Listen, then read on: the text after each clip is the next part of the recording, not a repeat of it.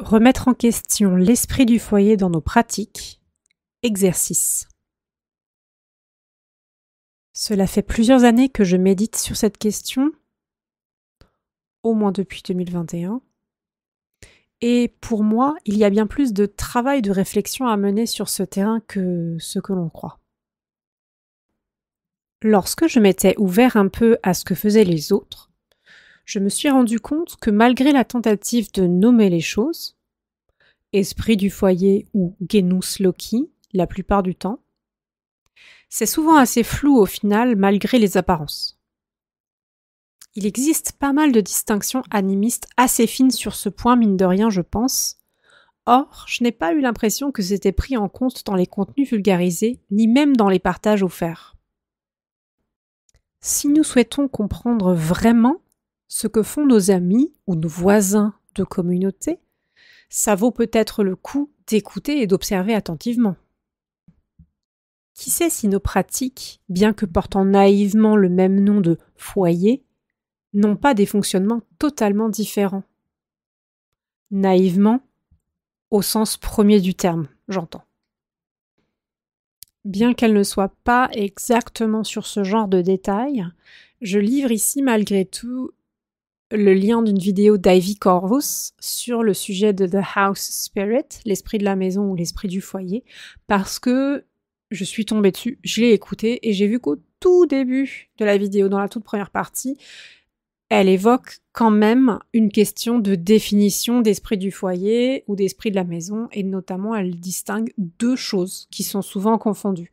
Donc vu que c'est une personne qui est quand même assez connue, qui est vulgarisatrice, dont on peut peut-être trouver des traductions ou des sous-titres YouTube intégrés, je me suis dit que ça valait peut-être le coup de le partager. C'est pas du tout de là que viennent mes réflexions sont beaucoup plus anciennes, ça fait des années que je réfléchis à la question dans mes pratiques pour moi et aussi pour autrui, donc cet article aurait pu exister sans ça. Mais voilà, je suis tombée sur cette vidéo, je sais qu'elle existe, je la cite. Je livre donc ci-après mes propres réflexions qui sont restées en brouillon dans les anciens tiroirs de Patreon lorsque je préparais des fiches de spirit work et de pratiques animistes, ce qui n'est pas exactement équivalent. Vous pouvez les voir comme des prompts de journaling si cette pratique vous parle, ou vous pouvez voir cela plutôt comme un simple exercice à réaliser pour vous-même. Question 1. Qu'est-ce qu'un esprit du foyer ? Question 2. Est-ce qu'il y a dans la culture spécifique à laquelle j'adhère des esprits du foyer ? Culture spécifique, par exemple, irlandaise, scandinave, slave, etc. Question 3. Si oui, comment les appelle-t-on et où les trouve-t-on ? Question 4. D'ailleurs, comment je définis le terme de foyer ? Et est-ce la même chose dans esprit du foyer ? Question 5. Quelle différence entre un esprit du foyer et un esprit de la maison ? Question 6. Est-ce que foyer égale maison ou alors est-ce autre chose ? Question 7. Quelle différence entre esprit du foyer et esprit du feu ? Est-ce qu'un esprit du foyer réside dans le feu ou ailleurs ? Pour certaines personnes, foyer, c'est égal à âtre ou feu du coup. Est-ce qu'il est identique à l'esprit du feu ou juste il demeure dans le feu ? Ce qui n'est pas forcément équivalent. Question 8. Quelle différence entre un esprit du foyer et un esprit du lieu ? Comment définir lieu quand il s'agit du foyer ? Où est-ce qu'il commence ? Où est-ce qu'il s'arrête ? Question 10. Visualisez-vous la différence entre un esprit du foyer dans une maison et celui dans un appartement qui lui-même fait partie d'un immeuble. Question 11. Visualisez-vous le terrain avant qu'il ait été construit d'une maison ou d'un immeuble. Y avait-il déjà un ou des esprits ici avant? Et de quelle nature? Question 12. Quelle différence entre un esprit du foyer et des fées ou lutins ou autres de maison? Question 13. Par exemple, est-ce que j'ai déjà entendu parler du domovoi slave?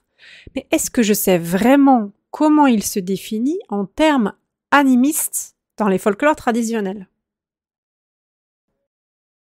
On pourrait probablement continuer, mais je suis bien fatiguée en cette fin d'année, donc je vais m'arrêter là.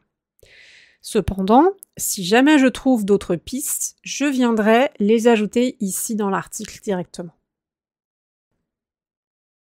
Pour un petit mot de la fin, un mot de clôture, voici.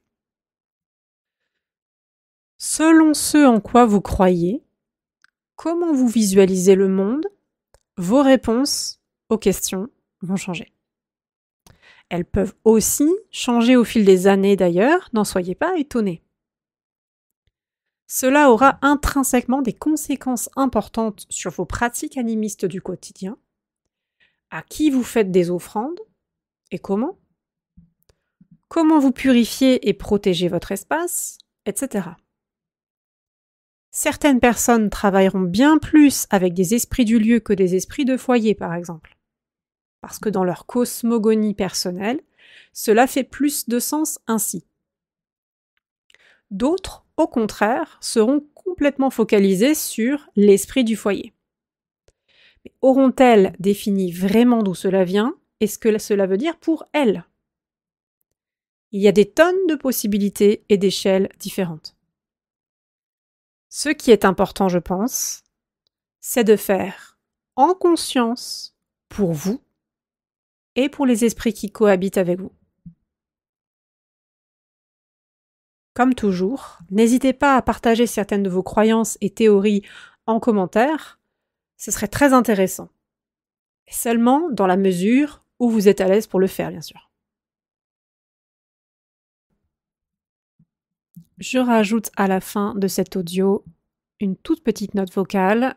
Au moment où j'ai publié l'article, en fait, j'ai ajouté quelque chose que j'avais pas pris en compte lors de l'écriture et du coup, je ne l'avais pas enregistré au moment où j'ai fait le podcast pour YouTube. Donc, juste à la fin de la grande liste de questions, je voulais vous préciser que j'ai conscience qu'il existe tout un autre type de configuration, mais qu'on peut considérer aussi correspondre malgré tout au sujet des esprits de la maison, aux esprits du foyer, qui se rattachent à la chaos magic. J'ai laissé de compter volontairement toute la chaos magic. Pour faire très court et simple, en chaos magic, on croit. Il existe des croyances très très variées, mais en tout cas, il est assez répandu de croire qu'on peut générer, qu'on peut créer soi-même des entités de zéro, petites et grandes, mais notamment des petites, et qu'on peut créer des entités programmées spécifiquement à protéger son domicile. Ça peut rentrer dans la catégorie du foyer. Cependant, c'est un type de magie auquel je n'adhère pas, donc j'ai pas voulu rentrer dans les détails. Et c'est surtout que je voulais aussi aborder le sujet d'un point de vue animiste. Et du coup, en fait, la chaos magique, très souvent, s'oppose plutôt dans la théorie, dans les convictions, dans les croyances. C'est assez difficile de résumer ça. Donc là, si je fais des généralités. Mais en général, la chaos magique, souvent, va s'opposer à l'animisme. Et va avoir des pratiques, des définitions, des convictions qui ne rentrent pas dedans ou qui s'y opposent. Et donc là, pour moi, je voulais me focaliser sur des esprits existants, de la nature, je sais pas comment dire, parce que j'ai envie de dire réels, mais pour un chaos, les identités qu'elles génèrent, qui elles génèrent, sont réelles en fait. Donc ça, c'est encore un problème de sémantisme qu'on a. Je voulais dire préexistant, je voulais dire indépendant, autonome, non généré par l'homme. Pour moi, dans l'animisme, c'est comme ça. Ce sont des entités comme les esprits des plantes, comme ci, comme mi, qu'on ne crée pas. Donc, la Chaos Magic, tout simplement, n'entrait pas dans la liste. Mais je voulais que vous sachiez, si vous voulez approfondir le sujet, si jamais il y a par hasard, il y a des personnes qui rentrent ici dans l'écoute de ma chaîne YouTube et que vous avez un intérêt ou des pratiques, même sans le savoir d'ailleurs, sans l'avoir défini avec un terme catégorisant, peut-être il y a des choses qui correspondent à la Chaos Magic chez vous, autant que du coup ce soit au moins cité. Voilà. J'ai l'impression que si je continue, je vais me répéter en boucle, donc j'espère que j'ai réussi à être claire sur cet addendum. N'hésitez pas si vous avez des questions, il était tout à fait possible que je n'ai pas pris assez de pincettes, que j'ai parlé trop vite, que j'ai fait trop de généralités, etc. N'hésitez pas à me le dire, mais soyez vraiment constructifs dans les commentaires parce que mon but, c'était de faire un addendum court. Vraiment juste mentionner quelque chose qui existe. Dès qu'on veut aller dans les définitions, etc., justifier, expliciter, là, je fais un deuxième article dans l'article, je fais un podcast dans le podcast, ça va être très long, je n'ai pas l'énergie, c'était pas le lieu.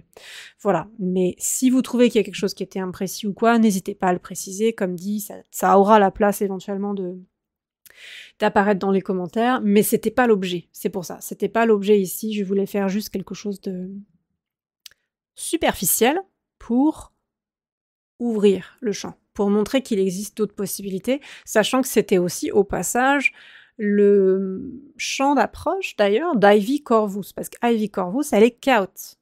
Elle fait peut-être aussi de la magie traditionnelle et de la magie folklorique, mais je crois qu'elle fait les deux, et en tout cas, elle se revendique chaos. Ce qui était très surprenant, du coup, c'est que je cite cette vidéo d'une personne qui a des convictions, comme dit, qui peuvent ne pas correspondre aux miennes ou s'opposer aux miennes, mais elle a parlé des house spirits, elle a parlé des esprits de la maison, donc pour moi, voilà, le sujet est pas complètement détaché, d'où le fait qu'on retombe un peu sur nos pattes ici. Voilà, j'ai dit que j'allais arrêter, sinon je vais me répéter. Donc je vous remercie pour votre écoute et je vous retrouve en commentaire sur le site ou sous la vidéo si jamais il y a quoi que ce soit. Voilà. Prenez soin de vous.